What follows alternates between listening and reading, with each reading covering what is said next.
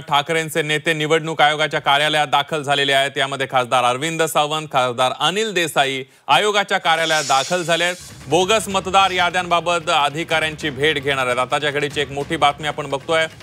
शिवसेना ठाकरे पक्षाचे नेते निवडणूक आयोगाच्या कार्यालयामध्ये दाखल झाले आहेत। यामध्ये खासदार अरविंद सावंत, खासदार अनिल देसाई यांचा समावेश आहे। हे दोन्ही खासदार आयोगाच्या कार्यालयात दाखल झाले आहेत। बोगस मतदार याद्यांबाबत आणि दुबार मतदार असतील किंवा मतदार याद्यांमधला घोळ आहे या सगळ्याबद्दल ते निवडणूक आयोगाच्या अधिकाऱ्यांची भेट घेणार आहेत।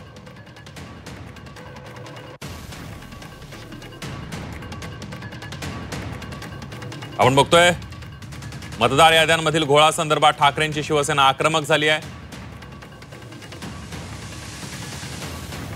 आणि त्याच संदर्भात चर्चा करण्यासाठी निवडणूक आयोगाच्या कार्यालयामध्ये ठाकरेंचे खासदार पोहोचलेले आहेत।